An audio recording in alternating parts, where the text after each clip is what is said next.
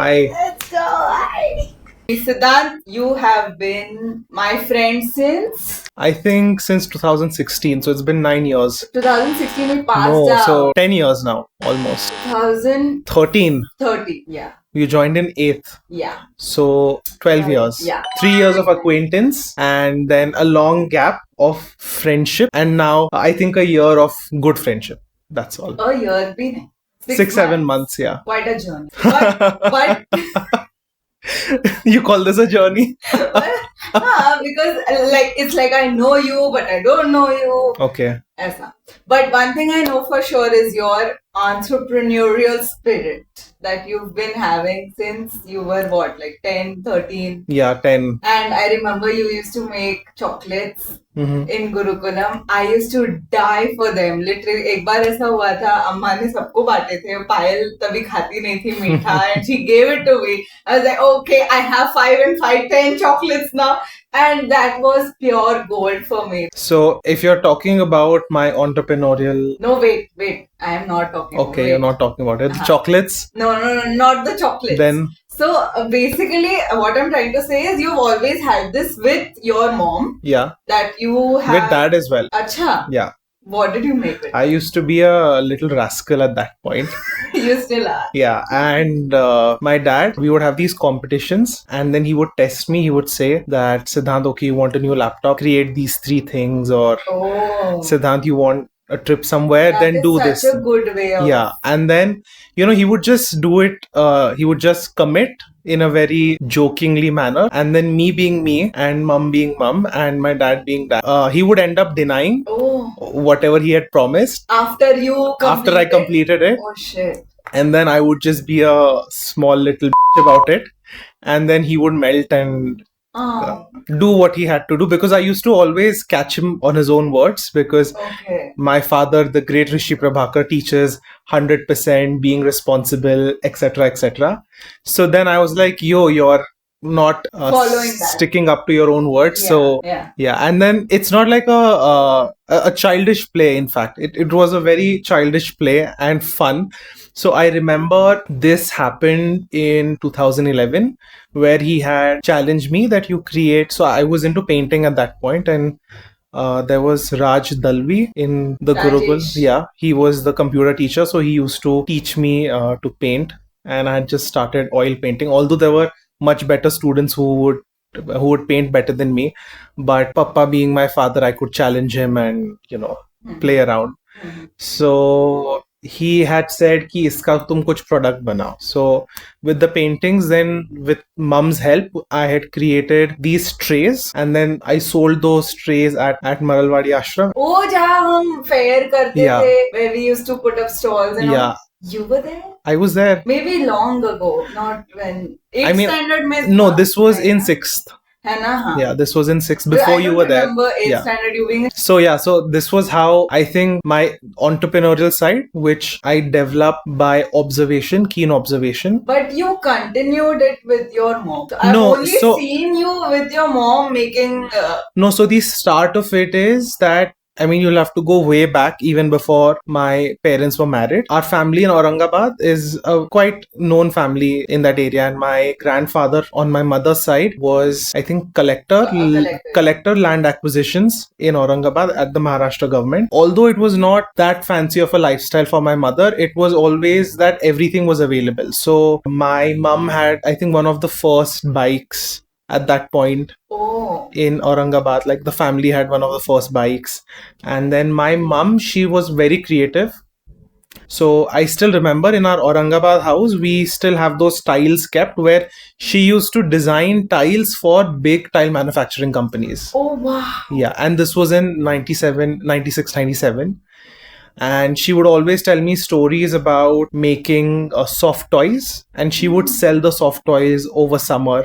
Soft toys? Yes, so she's done soft toys, she's done designing for tiles, she's done designing for Tanishq initially. Jewelry? Yes. Oh my god.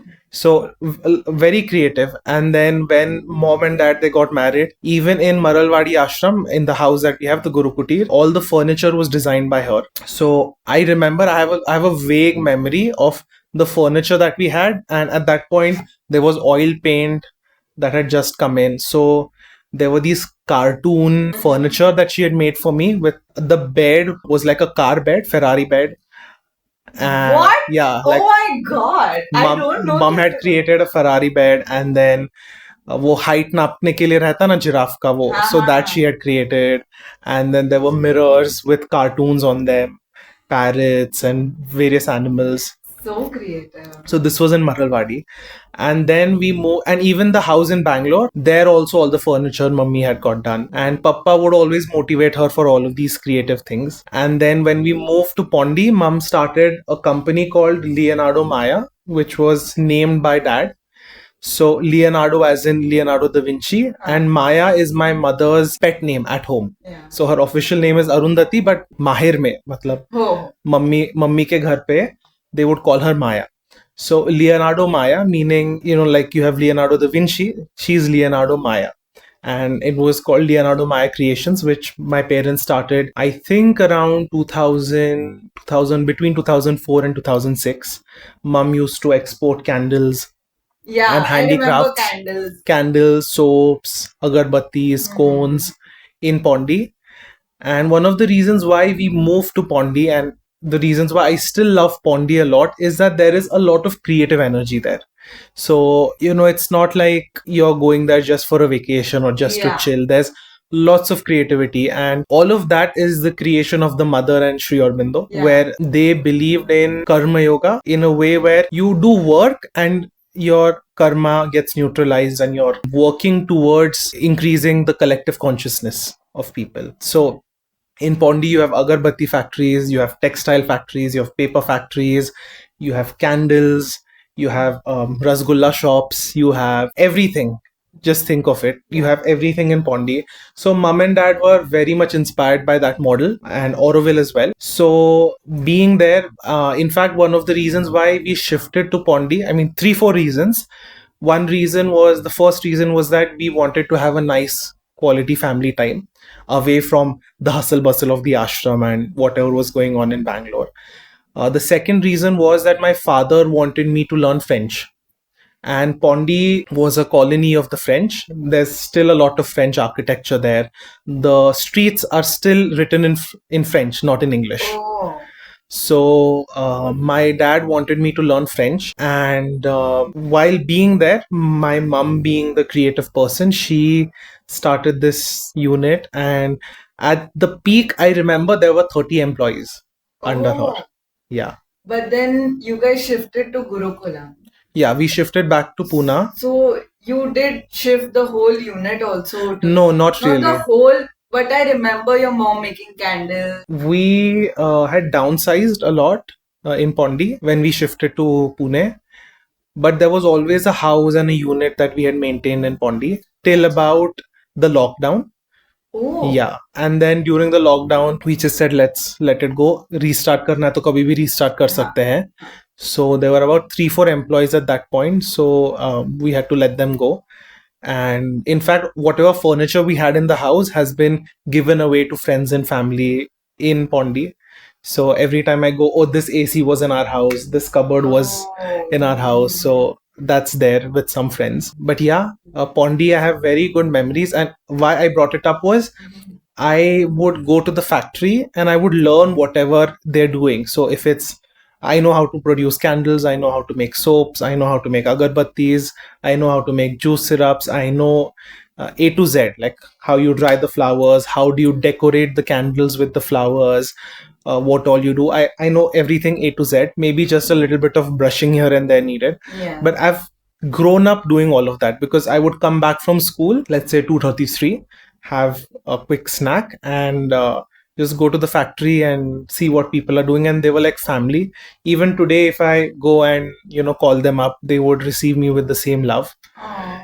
And it was a lot of fun. In Pondi, in fact, we changed about 5 houses. And so my father, he always believed that live in a rented place. So every 2, 3 years, you can change your house, have a new feeling, new environment. My mom used to ask Papa that why don't we just buy a place here in Pondi? And money was not the issue, but what Papa replied to her, and my mom got enrolled in that narrative, was that every 2 to 3 years you can change your house. You get the opportunity to create new furniture, to create new decor. And you still continued Yeah. that. Yeah, I mean, it's fun. Always, boosting your creativity. Yeah. So, Pondi was the place where I was first introduced to entrepreneurship. In the school where we studied. Entrepreneurship was just a term that was slanged around everywhere, creating entrepreneurs for tomorrow, etc. But so whatever entrepreneurship, the roots are from Pondi, and I would definitely recommend everyone to visit Pondicherry. It's a wonderful place.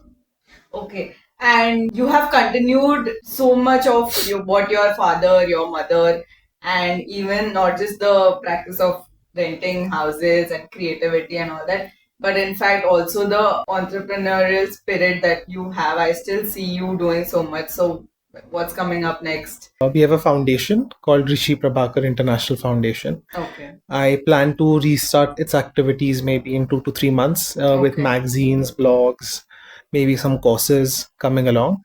That would be the quote unquote spiritual or lifestyle angle of whatever I'm doing.